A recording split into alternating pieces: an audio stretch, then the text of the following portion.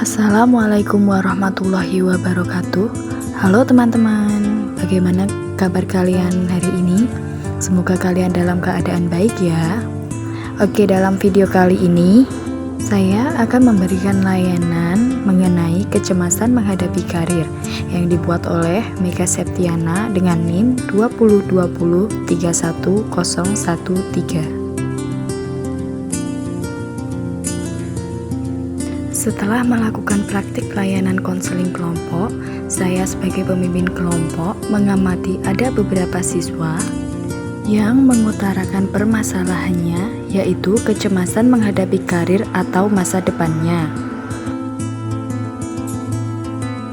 3 dari 6 siswa mengutarakan permasalahan yang sama. Hal tersebut dikarenakan siswa tersebut merasa cemas akan masa depannya, karena mereka berkaca dari lingkungan keluarganya yang rata-rata mempunyai pendidikan tinggi dan pekerjaan yang mapan.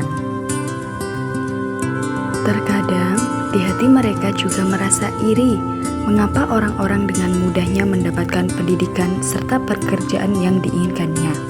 Hal tersebut membuat mereka cemas. Dalam pikirannya selalu bertanya, apakah ia bisa memenuhi ekspektasi keluarga yang ditujukan kepada mereka. Mereka juga tak jarang merasa takut apabila menghadapi kegagalan dan membuat orang di sekitar mereka menjadi kecewa. Nah, mengapa sih setiap siswa pasti mempunyai kecemasan menghadapi karirnya? Kecemasan pernah dialami oleh setiap orang atau individu dan merupakan bentuk perasaan yang biasanya dialami oleh suasana hati yang kurang menyenangkan. Kebanyakan orang mengalami kecemasan pada waktu-waktu tertentu dalam kehidupannya.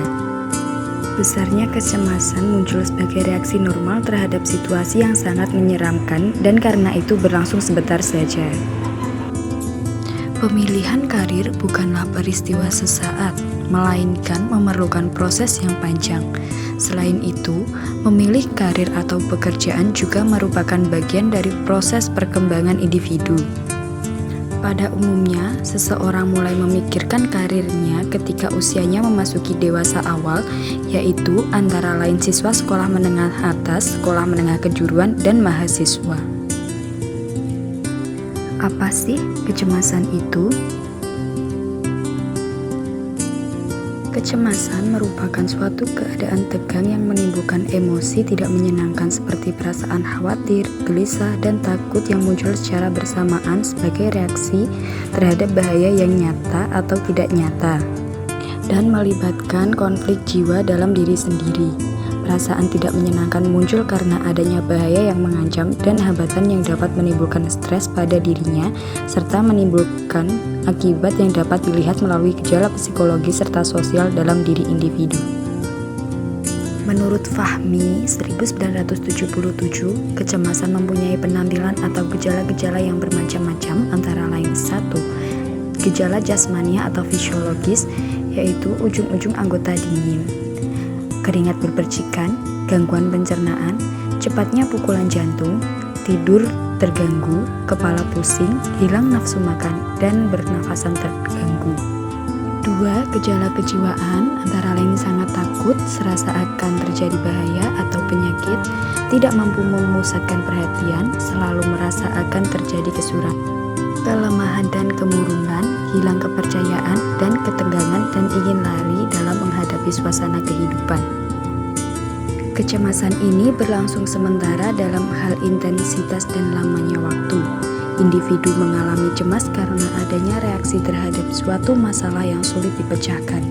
Selanjutnya, dalam masalah tersebut, membuat individu menjadi frustasi karena menyangka akan terjadi sesuatu yang tidak menyenangkan dan tidak mampu menyelesaikan masalah dengan baik, sehingga terjadi kekhawatiran dan ketakutan terhadap dirinya sendiri yang menimbulkan rasa cemas yang mempengaruhi kepribadiannya.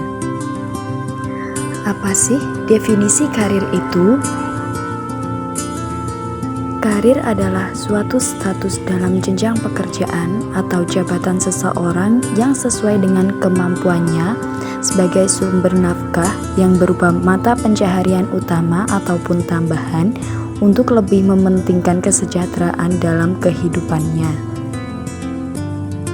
Pemilihan karir adalah suatu proses pemilihan jabatan yang dipengaruhi oleh faktor-faktor psikologis, sosiologis, kultural, geografis, pendidikan, fisik, ekonomi, dan kesempatan terbuka yang di dalamnya menggambarkan motivasi, pengetahuan mengenal masalah-masalah, jabatan, pemahaman diri, keyakinan, nilai kepribadian, sehingga mengarah pada pola tingkah laku tertentu selaras dengan pengharapan masyarakat dan budayanya. Pemilihan karir kerap disertai kecemasan yang menimbulkan perasaan gelisah, ragu, dan takut apabila dibuat pilihan yang salah. Selama proses perkembangan karir pada saat-saat tertentu harus diambil suatu keputusan penting, yang berarti memilih dari beberapa alternatif yang terbuka. Pilihan yang salah kelak membawa aneka konsekuensi yang berat. Kecemasan ini dapat bertambah kalau kondisi sosial ekonomi masyarakat tidak stabil, sehingga individu merasa sulit memperkirakan akibat positif atau negatif pilihannya. Faktor-faktor yang mempengaruhi pemilihan karir ada dua. Yang pertama faktor internal dan yang kedua faktor eksternal. Faktor internal meliputi 1. Taraf intelijensi, 2. Bakat dan minat, 3. Sikap, 4. Kepribadian, 5. Nilai-nilai kehidupan, 6. Hobi dan kegemaran, 7. Prestasi dan keterampilan, 8. Pengetahuan, sifat-sifat, dan keadaan jasmani. Faktor eksternal meliputi 1. Masyarakat, 2. Keadaan sosial dan ekonomi negara atau daerah, 3. Status sosial ekonomi keluarga, 4. Pengaruh dari anggota-anggota keluarga besar dan keluarga inti, 5. Pendidikan sekolah, 6. Pergaulan dengan teman-teman sebaya, 7. Tuntutan-tuntutan yang melekat pada jabatan-jabatan dan pada program studi. Upaya mengatasi kecemasan dalam menghadapi karir. Yang pertama ada metode tingkah laku dan yang kedua metode terapi. Yang pertama ada metode tingkah laku. Metode tingkah laku seperti desensitisasi sistematis, yaitu penderita belajar rileks pada waktu ada stimulus yang menyebabkan cemas. Dan selanjutnya modeling. Individu mencontoh model yang menunjukkan tingkah laku yang sesuai jika dihadapkan dengan situasi yang ditakuti. Yang kedua, metode terapi. Metode terapi meliputi prosedur pecahan kognitif untuk mengubah kepercayaan yang maladaptif agar dapat merubah tingkah laku. Selain itu, juga ada upaya atau cara untuk mengurangi kecemasan, yaitu melalui konseling individu dengan menggunakan pendekatan konseling trait and factor.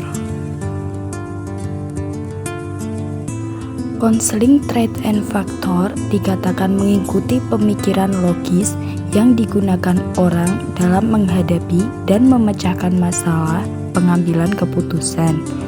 Jadi, dapat dikatakan bahwa konseling trait and factor selain digunakan untuk memecahkan masalah kecemasan dalam pemilihan karir, juga dapat membantu seseorang dalam mengambil keputusan.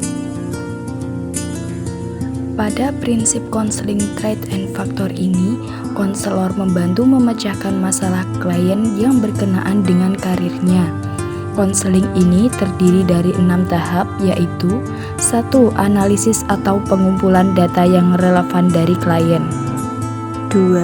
Sistematis atau merangkum data klien sehingga menggambarkan keseluruhan pribadi klien. Yang ketiga, diagnosis atau mengumpulkan semua masalah klien dan sebab-sebabnya. Yang keempat, prognosis atau memprediksi kemungkinan-kemungkinan yang akan terjadi berdasarkan data yang ada. 5. konseling atau keseluruhan proses pemberian bantuan. Dan yang terakhir, tindak lanjut atau bantuan kepada klien apabila timbul masalah baru dan evaluasi pelaksanaan konseling. Dengan penerapan konseling Trait and Faktor, diharapkan dapat membantu pemahaman diri klien yang terutama berkaitan dengan karir, sehingga klien dapat mengurangi kecemasan dalam pemilihan karir sesuai dengan kemampuan yang dimilikinya.